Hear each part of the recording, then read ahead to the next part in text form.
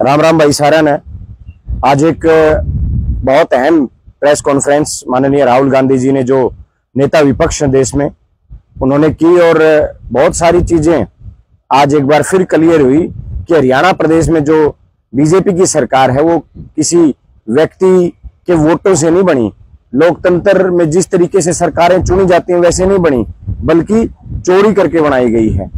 आज राहुल गांधी जी ने इस देश के सामने कई ऐसे सबूत रखे जिसमें यह तय हो गया कि इलेक्शन कमीशन ऑफ इंडिया और भारतीय जनता पार्टी मिलकर के इस देश के लोकतंत्र को चुराने का काम कर रहे हैं, देश की डेमोक्रेसी को खत्म करने का काम कर रहे हैं। आज राहुल गांधी जी ने जिस तरीके से हरियाणा में बताया, मैं आपको एक बयान का और जिक्र करना चाहूंगा।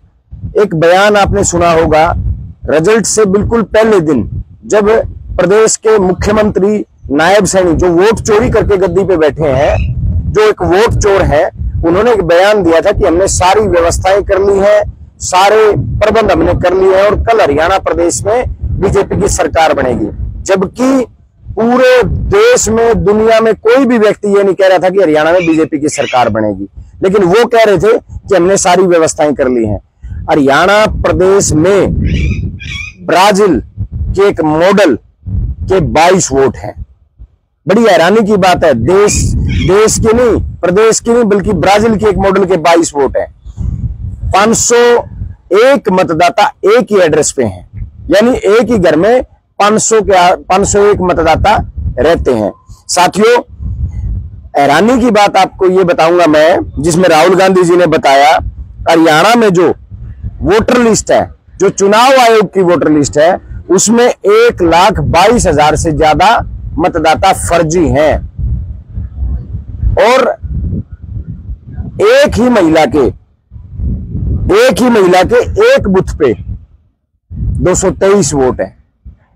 यानी इलेक्शन कमीशन पूरा बीजेपी के साथ मिलकर के इस देश में विपक्ष से सरकारें चुराने का काम कर रहा है, लोकतंत्र चुराने का काम कर रहा है। जो लोग अपने वोटों से जिन सरकारों को बनाना चाह रहे हैं, सरकारों को बदलना चाहते हैं, इलेक्शन कमीशन ऑफ इंडिया और बीजेपी मिलकर के लोगों से उनकी सरकार चुराने का काम कर रही है।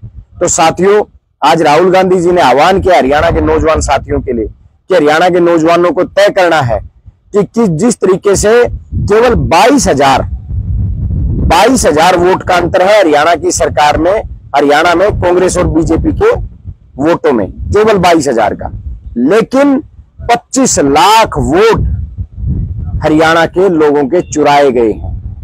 यानी जो सरकार केवल 22,000 वोट से बनी हो और उस सरकार को 25 लाख वोटों के द्वारा चुरा लिया गया हो, तो बड़ी हैरानी है कि आज आपको एक और बड़ी बात बताता हूं जो राहुल गांधी जी ने बड़ी स्पष्ट तरीके से कही।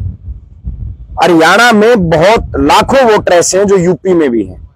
यूपी के बीजेपी के नेताओं, बीजेपी के कार्यकर्ताओं को टारगेट करके उनके वोट हरियाणा में शिफ्ट कराए गए।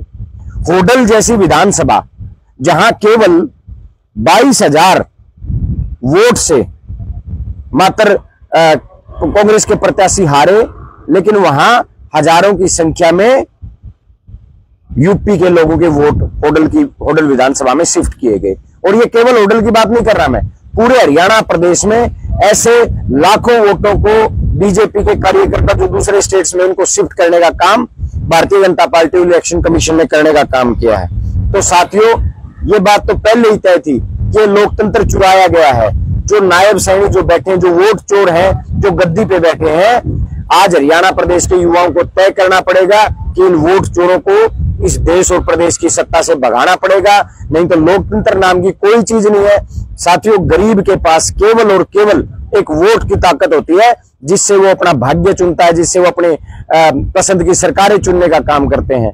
जब गरीब, किसान, मजदूर, छोटा व्यापारी उस वोट के अधिकार से वंचित रह जाएगा, लोकतंत्र चुरा के जो सरकारें बनाई जाएंगी, वो सरकारें केवल अडानी अंबानी जैसे धनाढ्य लोगों का भला कर सकती है। इस देश की गरीब, किसान, मजदूर और जो दलित पिछड़े हैं, उनका भला कभी नहीं हो सकता। अब हरियाणा के नौजवानों को तय करना है कि जो सरकार वोट चोरी से बनाई गई है, उस सरकार को हमें मजबूती से एक स्वर में पूरी शांति के साथ पीसफुली जवाब देना है और एक ही नारा बुलंद करना है, वोट चोर गद्दी छोड़।